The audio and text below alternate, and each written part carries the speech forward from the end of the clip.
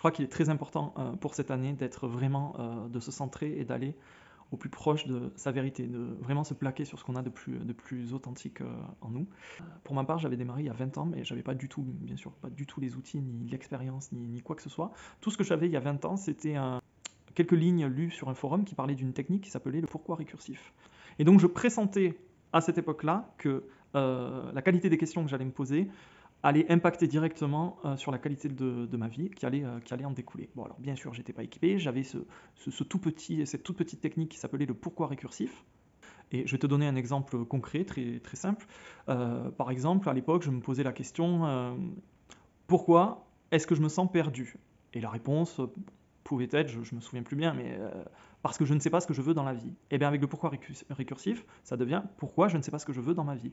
Et la réponse aurait pu être parce que j'ai peur de faire des mauvais choix. Et hop, on reprend comme ça, pourquoi j'ai peur de faire des mauvais choix.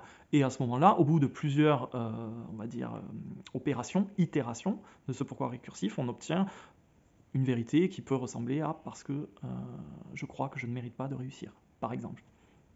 Donc si tu veux, il y a 20 ans, c'était un tout petit embryon pour moi, un début de réponse, mais ça m'a permis quand même de m'aiguiller et de voir concrètement que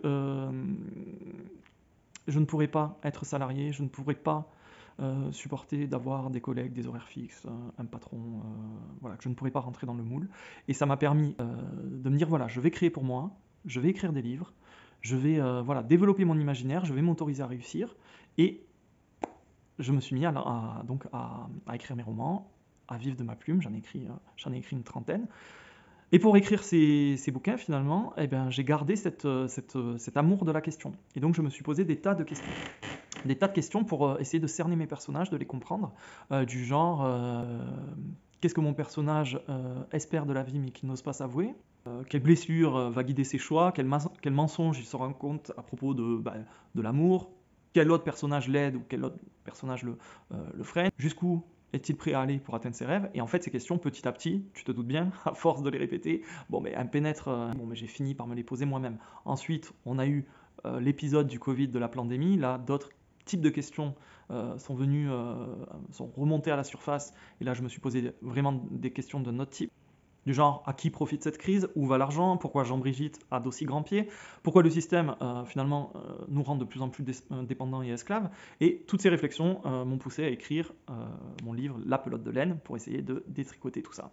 Et à partir de La pelote de laine, donc en portant un peu un nouveau regard sur le système, j'ai eu après d'autres questions qui sont venues me hanter, des questions un petit peu plus grandes, un petit peu plus existentielles. Mais comment on peut sortir de tout ça? Comment on pourrait améliorer le monde? Comment on pourrait être un petit peu plus libre et un petit peu plus heureux? Ça m'a amené à pratiquer l'introspection, la gratitude, la méditation et surtout l'art d'affiner les questions. Là-dessus, j'ai essuyé un infarctus lié à ma consommation excessive de tabac, et c'est toujours par l'art de me poser les bonnes questions que j'ai pu vraiment me sevrer complètement de la cigarette électronique, et puis par la suite de toutes les autres substances, on va dire, que ce soit des excitants ou des calmants. Même si la peur aide bien sûr à stopper la cigarette sur le moment, il reste une addiction très très forte derrière, et c'est ce cheminement avec les bonnes questions qui m'a permis de m'en libérer. Et ça, c'était la graine d'une méthode que je travaille depuis quelques temps déjà, depuis quelques mois, auprès de mes proches, une sorte de parcours finalement, ponctué de questions, des questions qui sont formulées d'une certaine manière, des questions qui ont une certaine typologie, introspective, rétrospective, de projection, de décalage. Ça permet d'apporter du relief et petit à petit de se libérer ou de prendre conscience de certaines choses. Cette méthode, elle fonctionne plutôt bien avec mes proches autour de moi, et j'aimerais, même si ça n'existe pas vraiment, finalement, en faire mon activité, c'est-à-dire accompagner les gens qui souhaitent avancer à l'aide de bonnes questions. Et là, j'aimerais me lancer on va dire, grandeur nature, me jeter dans le grand bain, et je cherche en fait des explorateurs de conscience, des pionniers qui sont motivés pour avancer, pour creuser un peu en eux-mêmes, pour aller dans ce qu'il y a de plus vrai, et voilà, pour faire une séance de groupe, voilà, gratuitement, sur WhatsApp ou en live avec un Zoom, peu importe, sur un des sujets que j'ai déjà travaillé, pour le valider, l'affiner, le confronter un petit peu, et de manière à pouvoir l'améliorer et aider de plus en plus de monde. Voilà. Donc voilà, si ça te tente et que tu te sens motivé, je te propose par exemple comme thème, je sais pas moi, la culpabilité toxique, comment s'en libérer, la confiance en soi, qu'est-ce qu'on pourrait faire? Les troubles alimentaires, la peur du jugement, la timidité excessive, le syndrome de l'imposteur. Je ne sais pas qu'est-ce qu'on pourrait faire d'autre. J'en ai quelques-uns qui sont déjà prêts et que j'ai testés sur mes proches, mais j'aimerais en fait les tester sur toi et en groupe. Donc voilà, n'hésite pas à me dire en commentaire quel sujet, quel thème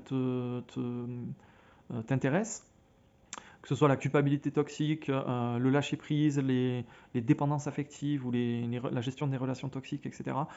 Tu me dis en commentaire ou tu me proposes un sujet et je te laisse sur cette pensée. Celui qui regarde dehors rêve, celui qui regarde à l'intérieur s'éveille.